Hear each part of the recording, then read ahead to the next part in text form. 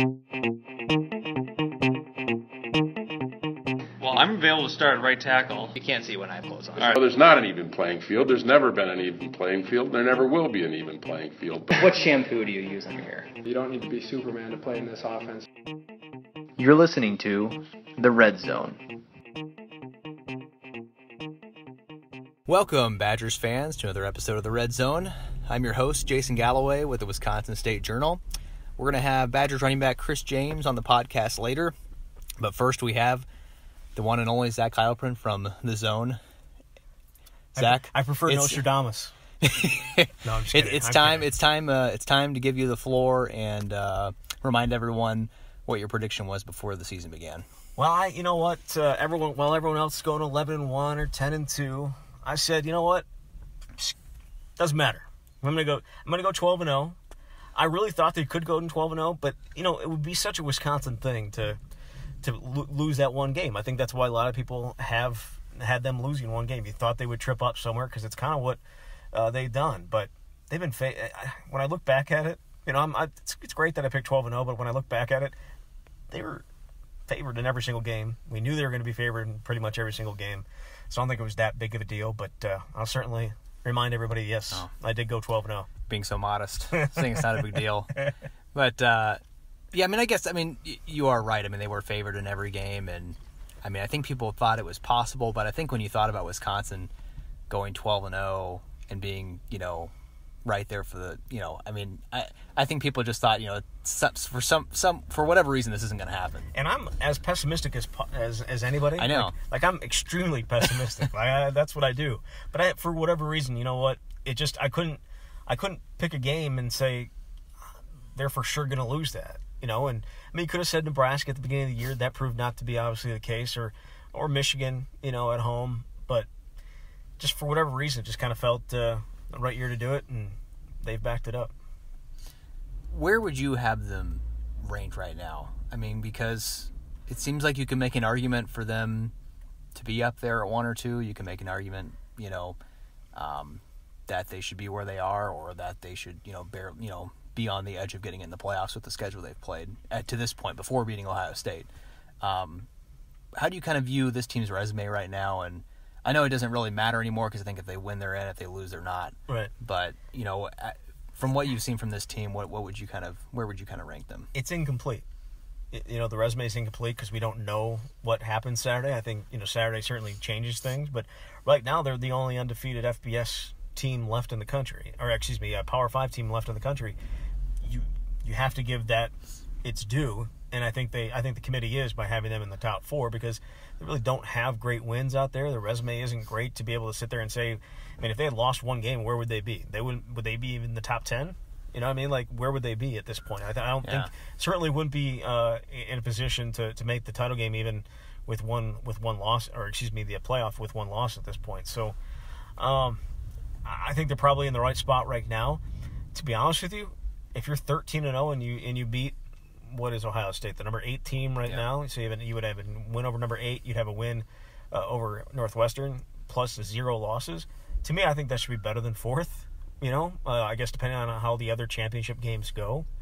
But they certainly deserve to be ahead of Alabama because the rest of Alabama's resume. I know you hate to hear that, but like, you know what I mean? It's like care. It's one of those things. Like Alabama's, you know, who'd they beat? So I think it's an okay spot for them, and I think. Personally, we'll see what happens with the other games, but I think that they should be higher than 4 if they win on Saturday. I don't know if they will be, but I think they should be. Yeah, that was my next question is, do you think they actually could move up? Because when I looked at the rankings and they came out, I tweeted out that, you know, if it looks like if Wisconsin wins and the favorites win in the other ones, then we're going to have Wisconsin, Clemson, and probably New Orleans. But then a lot of people were arguing that, you know, if they get that win over Ohio State, it'll sort of let the committee will completely change their view on Wisconsin. Be like, okay, they have that big win. Now we can put them higher. But I don't know if I still think with, you know, the committee has done some weird things this year. They've moved Miami over Clemson the week that Miami struggled with Virginia. So they've done some weird things within the top 4 and tinkered with it some. So I guess that could happen. But I kind of get the sense that with those other teams adding top 10 wins, that they really couldn't move up unless those teams lost. I mean, I thought it was kind of weird. One of the first or second week, like what was the line from the committee? Their schedule isn't there. Like Wisconsin's strength of schedule isn't there. What's changed in the last 3 weeks? I mean, Michigan's got 4 losses. How many? Iowa's got, 4 or 5? 5, I think. Like, what's changed? You know what I mean? Like, Yeah. they're still unbeaten. But I'm not so sure that has changed anything, and yet they talk about them like there's a significant jump between the top 4 teams and Alabama. Like, Yeah. The consistency there, I would kind of call that into question a little bit. But for Wisconsin, it doesn't, 4th, 3rd, 2nd, 1st, doesn't matter as long as you're in. And that, like some teams may care about that. Like Clemson, they very well, they want to be number 1 so they can, play close to home. And I'm sure that's what everybody wants to do, or play at as closer to the home as possible. But for Wisconsin, get in, and that's all that matters. Yeah.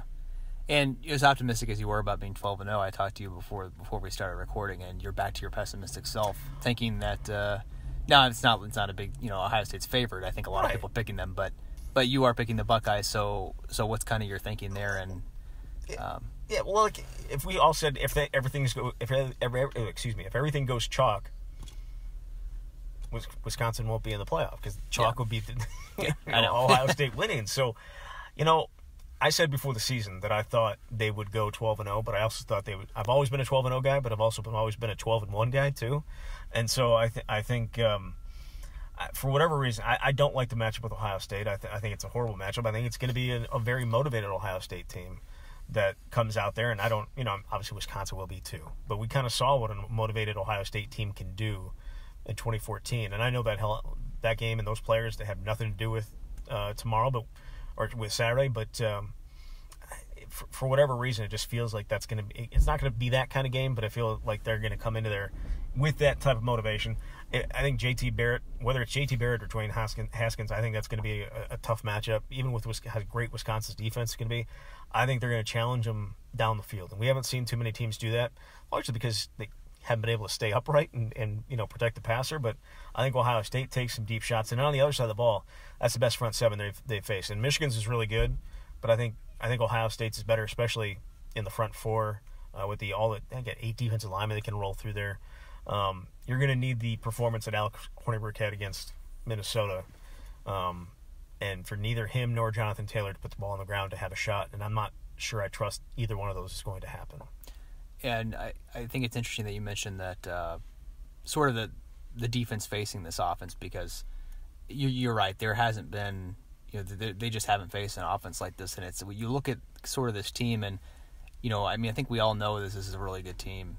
They've won every game they needed to. But when you look defensively, it's kind of interesting because they've put up these statistics that show them being the best defense in the country. They're number 1 or number 2 in all the major statistical categories, and they couldn't have been much better to this point. But then again, they just haven't played an explosive offense like you mentioned, and it's going to be really interesting to see how they handle this Ohio State team.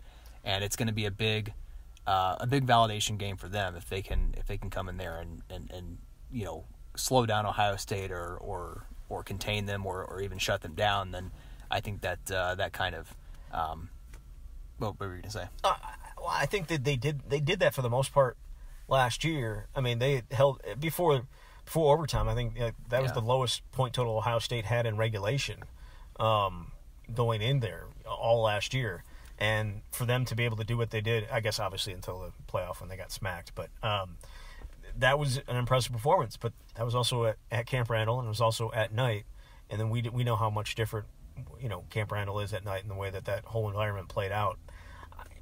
Do I think they could put together something similar? I do. I wonder if Wisconsin's offense will be able to put together enough points, though, to get over that barrier of what it would be like, 25? They scored 24, I think, in regulation last year. Ohio State did. Wisconsin scoring 27 against that defense. I don't know. I like Wisconsin's offense. I liked it a lot better, even with as good as wide receivers have been. I liked it even better with Quintez Cephas in there. But look, we just don't know. This is the longest we've gone in a season without knowing exactly what Wisconsin is, because as good as Michigan, as good as big a test as Michigan was, especially defensively, for Wisconsin's offense, we still don't know. we don't know, and I don't know if we'll ever. I don't. Hopefully, this game tells us something. But what if the Iowa or Ohio State from Iowa shows up? Like, what, you know what I mean? Yeah. So there has never been a season where you're so uncertain of exactly how good you are or how good you aren't. This is the longest I've ever gone in a season without knowing. Yeah, exactly. 12 games in. Exactly. And, right. I mean, we just don't know. I mean, last year, and I think my picks this season have kind of show this, but last year I felt like I had a really good sense of how good the team was early on in the season, and I think I went like 10-2 against the spread picking Wisconsin games, and this year I'm like 3-9 or something like that, 4-8. It's been a disaster, and like I just don't know. I never really know whether they're going to show up and blow a team out, or if they're going to have an ugly game and struggle with somebody.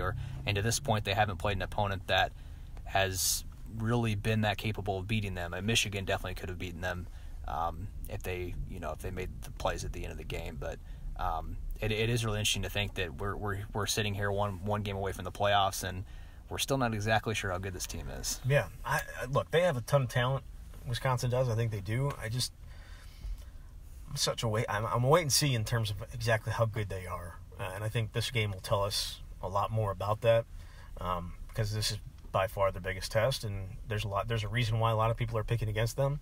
Now, do I think they use that as motivation? Maybe not from the top, maybe not the guy at the top who's all even keeled and isn't going to talk about that type of stuff. But I think within the locker room, they're sick of hearing about, you guys haven't beaten anybody, you're not that good, you don't belong in the playoff, like all that stuff. I'm sure they're very anxious to come out and prove that the other way. I just don't know if they're going to be able to do it. And you mentioned this earlier, but I've been saying all season that if this team goes undefeated and makes the playoffs at some point, Alex Hornibrook is going to have to make plays at the end of a game to win a game. And he did do that against Michigan, and that was kind of a game that he was able to, after the interception, play really well and make the plays necessary. But I think it may come to that again in this game, and I think that at some point he's going to have to. I think, like you mentioned, if he has turnovers in this game, it's going to be really difficult to come back from. It's not going to be like when you throw 2 pick sixes against Iowa and your defense can just shut them down the rest of the game and everything's fine. I think that if he throws 2 interceptions in this game, that's going to be really hard to come back from. I don't think they can overcome that. Yeah, and I was shocked at the way Minnesota played Wisconsin. Yeah. A lot of outside leverage, forcing things, on the receivers, allowing them to run the slants that they were. I can't imagine Ohio State allows that to happen, simply because we've seen what happens when Hornibrook throws to the outside, right? Yeah. When he's able to step in and throw those slants, he's great. Like that was fantastic. It was the same way against BYU.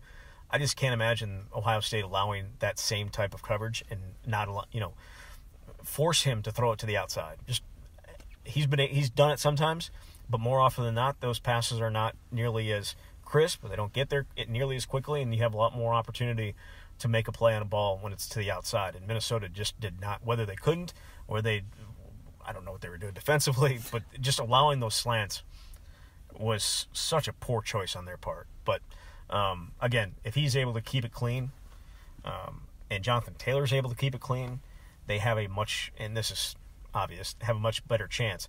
We just haven't seen it very often. I mean, Jonathan Taylor or Alex Hornibrook's turned the ball over every single game, in the Big Ten season. That's insane to me for how good those guys are, and how good this team has been to do that and yet still be 12-0. It's impressive, largely because of a defense that's been able to erase mistakes. I know they've lost the turnover battle in 5 games out of 12 this year, and they're 12-0. That doesn't happen. I know. You know what I mean? Like, and the penalties too. Like they've had not so much recently, but especially early in the season, just horrendous. And that wasn't the way last year either. They were so good, not just holding on to the ball, but also not having the turnovers. So second fewest penalized team in the country last year. Yeah, and I don't think they're anywhere close to the top this year. So, it's all the simple things. Or the simple things to us. Hold on to the ball, don't commit penalties, and you'll be in the game and you'll have a shot to win it. They just haven't necessarily done that all year. Do you have a score prediction? I think Ohio State is going to win it 31-17. 2 touchdown win for Ohio State. I think so. I'm guaranteeing that I'll probably be wrong, because I've been so lucky this year in picking every single game correctly that I'm sure this will probably be the one that I'm wrong, and I'm sure Badger fans would just be fine with that.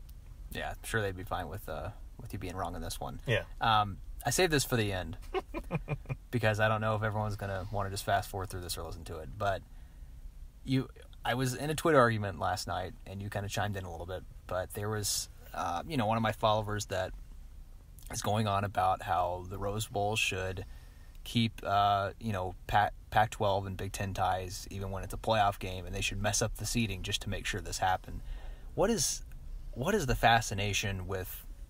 Now, how long have you lived in the state of Wisconsin? Lived here my entire life. Your entire life. So you're a good person to ask about this. What is the fascination with the Rose Bowl, and why are some fans just so hell-bent on that being like the greatest thing in the world? Well, it is the greatest thing in the world. I'm not gonna deny that at all. I went to the first one, the one that I went to in 1994. That is still my favorite game that I've ever been at. It's still the game itself was a great game. Wisconsin forced like 5 turnovers. It was amazing.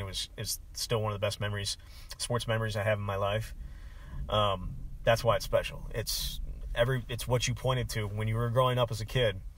Rose Bowl, Rose Bowl, Rose Bowl, Rose Bowl. That's all that mattered, in the Big Ten when you were a Big Ten team. And like the whole goal. That was the only goal. You win the Big Ten, you get to go to the Rose Bowl. That's like the whole that's all that mattered. So it was before the national. There was a national championship game before the bowl something BCS. No, it was after. It was before the BCS. Oh, yeah, I know what you're talking about. And so yeah, all this is before that. This is before any of that came up, and it was Pac-10, it was Big Ten. That's all that mattered, and that's what was going to happen. It didn't matter what else was going on in the country. So. I completely understand everyone's fascination with it, and I still look. There used to be when you used to walk out to the field. It was the road to the Rose Bowl begins here. That's what you touched. That's what the players touched on the way out, going out to the field at Camp Randall. So that was the only focus. Ask Barry Alvarez about it. It's the greatest week in anybody's life. Go to the Rose Bowl. So I understand why it's special, and I completely get the tradition aspect of it. It is. I know. Somebody from Alabama may not understand that, but I don't. I admit I don't. It's by far the best bowl game you can possibly go to. I will say I have been to the Rose Bowl, and it is an amazing stadium, right? And it's really cool. Those are memories and feelings that will never leave you. If you're a huge fan and you go out there and you do that kind of stuff, that's stuff you'll remember for the rest of your life. Like the Rose Bowl game is over 25 years ago now. I remember it like it was yesterday. So I think it's special. That said, it is insane to me to think that you would seed a playoff that is trying to rank the best team to the 4th team, and you would somehow change that up just to keep a tradition that hasn't been a tradition for how long now? 6 times since 2002, a team that was not from the Big Ten or the Pac-12 played in that game. This is an argument for 16 years ago. This is an argument for when they changed it, and there were arguments back then. There were huge, huge arguments about it.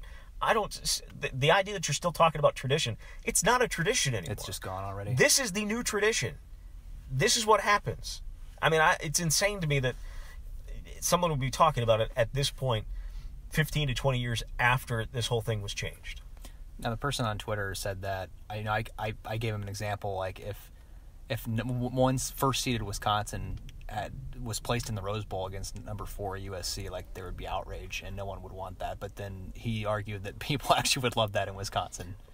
I don't get the USC part. Like, you mean if USC was the 4th seed overall? Yes. Like, as in you basically going and playing a road game, in USC's territory as the 1 seed instead of being placed in a separate. No, Wisconsin would do that in a second. Rather than go to New Orleans. And I will guarantee you that if Wisconsin has an opportunity to play in the Rose Bowl, and they won't be a Pac-12 team, obviously. Now, is that just fans, or you think I guarantee everybody here? Everybody here. I will almost look. They played out there. They played UCLA out there twice. Wisconsin had more people in the stands than UCLA. Like that. That's the type of fan. That's the type of support they had back then. There were 70,000 Wisconsin fans in that 1994 Rose Bowl. UCLA, their home stadium. They had 70,000 Wisconsin fans out there. it's a special place. People, that's a special game. Now, I don't know if it may has lost a little bit considering the fact that they've been there 6 times since 1994, but I bet almost everything I own, which isn't very much, that if they get an opportunity to choose where they get to play, they will pick the Rose Bowl. That'd be such an interesting situation because I don't think the number 1 seed actually picks. I think the committee just places them where they think is the most advantageous. I thought they do get to pick. Maybe I'm wrong about that, but I thought that the committee said this is the most advantageous place. But I don't know. Maybe I'm wrong. Yeah, I guess we'll find out. If that scenario ever happened, it would be interesting. I mean, I guess it doesn't really matter because, I think Wisconsin, unless they're the 4 seed, will play in the Rose Bowl. Because I think if Clemson, Auburn, even Oklahoma, they're all going to want to play in the Sugar Bowl because that makes more sense to them. The only thing I can think of where that could change is if, let's say, Clemson's playing, like, just for example, Clemson's playing Alabama as the 1-4. Like, would they really? Just for example. Would they really? Well, or Auburn. Would they? Because like Alabama's closer to New Orleans than they are. Maybe it would be a little bit of a disadvantage for them to play them there, and they'd go all the way to the Rose Bowl. I don't know. I doubt it. That's. I guess we'll find out. But no, if Wisconsin had an opportunity to choose where they got to play, that's a double dip, man. That they would not give up in a second. The Rose Bowl is special. Barry Alvarez would not allow anything other than them playing in the Rose Bowl. I guess. So there would be confidence in that following would still go there and take up those seats, I guess. Because I mean, the allocation would still be. So how many seats is it 10,000 per school, and then general for a semifinal? I don't know. Do you know the allocation? I don't know. But I guess you're right. If it still matters that much to the fans, and they would travel like heck to get out there, then I guess it wouldn't really be a disadvantage at that point. It's a double dip for them. Yeah. They get an opportunity to win the Big Ten, get to go play in the Rose Bowl and in the college football playoff. Like that is the ultimate. That's a dream scenario for Wisconsin. So now, unless there was like the other semifinal game was like at Lambeau or something. Yes. If one of the semifinals somehow ended up in Wisconsin, yes, I think they would pick Lambeau at that point. Yeah, you're right. Well, this is some crazy hypotheticals. We went off on a little tangent here, but needed to get schooled about the Rose Bowl from a Wisconsinite. The Rose Bowl, true Wisconsinite. The Rose Bowl is a very special place to be, and it always will be for Wisconsin. It's not special enough to change up the entire playoff. I guess my thing is like I get that people here like really love the Rose Bowl and believe it's special, but I think the reality of it is that outside of the Pac-12 and Big Ten, nobody cares. And so when you're talking about the national semifinals, they're not going to accommodate you. No, so nor should that's they. just not. Nor should it's they. not going to happen. No, so. Nor should they. You don't change the playoff rankings just to get a Big Ten or a Pac-12 team in that game. Yeah.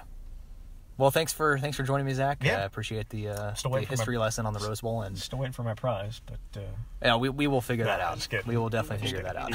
But thanks, Zach. Yep. Now, welcome Chris James, Badgers running back, to the podcast. How you doing, Chris? I'm doing all right. So you got kind of got back in there and got some more carries for the first time in a little while against Minnesota. How good did that feel to get out there and contribute in that way? I mean, I definitely felt good. It was definitely tough sitting out the last couple of weeks, but I knew the team was going to take care of business, and that's just a part of the game. As far as injuries and things happen, and I'm just blessed to be in the opportunity to still help and contribute. And I've always tried to tell myself just to be ready when my number's called, and coach called my number, and I was ready. Do you feel 100% healthy at this point? I mean, definitely for sure. I mean, I'm not quite 100%, but at this point, we always tell ourselves we're in season healthy. It's a 12-win team, and a lot of guys bumps and bruises, but that's a part of the game, and suck it up. Yeah. Now you did get you got a carry from the 2-yard line, which I wouldn't have expected them to put you in as a goal line carry. Did you expect that, or is that something that they? It was something that we practiced, but I thought I was in, but that was close. Yeah, it was really close, but it is what it is, and like I said, man, Coach always tells us just be ready when your number is called, and whether that's on the goal line, third down, just be ready. And I try to prepare every week as if I'm going to play every position and play every single role. So when I heard my number was called, just said, all right, cool, I'm down for it. Yeah. Obviously, another big game for Jonathan this week, and there's been a lot of hype surrounding him and talk and everything this season. The fact that, think back to when you were maybe a true freshman when you first came in and picked. Could you imagine this kind of circus surrounding you and having to deal with all of that? Like, are you kind of impressed with how Jonathan's been able to stay level-headed through all that? Oh, yeah, for sure. You know, I don't know, my freshman year, I didn't have all that hype, but, you know, it's definitely been awesome to see how he's handling all the media and the hype and everything like that. He's not really letting it get to him, and, you know, I think that's our job as some of the older guys in the room also, to not let him get too airheaded and too and everything like that. And, you know, and like I said, just as a team, we always tell each other, like, we're not done yet, you know what I'm saying? So the media, the hype, yeah, that's all great and fantastic, but hey, like, we got another game to win, you know what I'm saying? Like, save all the hype and everything for the off season, and just don't really worry about all that, because come Saturday, you know, the media and the Heisman post and everything like that, like, they're not going to be in the backfield with you. You know, this is all for you to just take advantage of and worry about what's in the locker room, and that's it. We're recording this segment before the playoff rankings come out, but I'm guessing you guys might jump into the top 4 this week with a couple teams losing ahead of you. And I know you guys don't try to look at that too much, but with one game left and it's sort of probably a win and you're in scenario, do you start to kind of look at that a little bit and get excited about what position you're in? Oh yeah, for sure. I mean, not going to beat a dead horse here, but we definitely understand, you know, what can happen if we win and what happens if we don't. But at the same time, you know, our coach always tells us, just let's worry about the now. Right now, and it's all about Ohio State. And I'm not really worried about what the rankings said, because a couple of weeks ago we weren't in the top 4, and you know, we were just always at that same spot, and we weren't really getting respect, and we're still not really getting respect yet. We're a 12-win team, so we just gotta worry about Ohio State, and you know, just hope that everything else falls in place, and things do what they do. If things don't, they don't. But you know, I'm just worried about taking care of the guys in this locker room and being the best teammate I can be. You mentioned not getting respect. It seems like people are still pointing to your soft schedule. You're 12-0. Yeah. Would this sort of validate everything you've done? You feel like to beat a team like Ohio State that's in the top 10 and kind of shut some of that up? I mean, yeah. I mean, whatever the hype is around our schedule and everything like that, I mean, it is what it is. You know, there's nothing really we can do about that, instead of just, you know, going out there and just winning. You know, that's the only thing we can do, and that was our goal. And you know, we got a great opportunity this week to play against Ohio State in the Big Ten championship, and you know, this is probably the biggest stage we have so far this year, and why not go out there? You know, we don't have a game after this game for the next couple of weeks. Why not go out? I'll go out there and give it our all.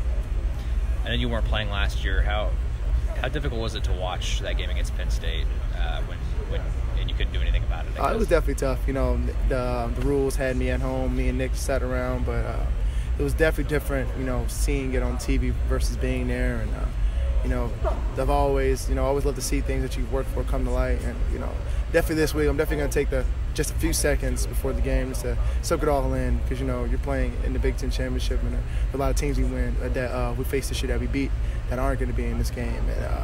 And so just got to take it all in. You know, it's definitely a blessing to be at the stage and play against Ohio State for, you know, all the marbles, you can say. All right, thanks, Chris. All right, perfect, man. Appreciate you. That's going to do it for this week. A very big thanks to Zach and Chris for coming on the podcast. You can follow Zach on Twitter at Zach Heilprin and follow me at Jason_Galloway. You can join me on Twitter for a live chat late Saturday night after the Big Ten Championship game, and keep visiting madison.com for all of your Badgers football news.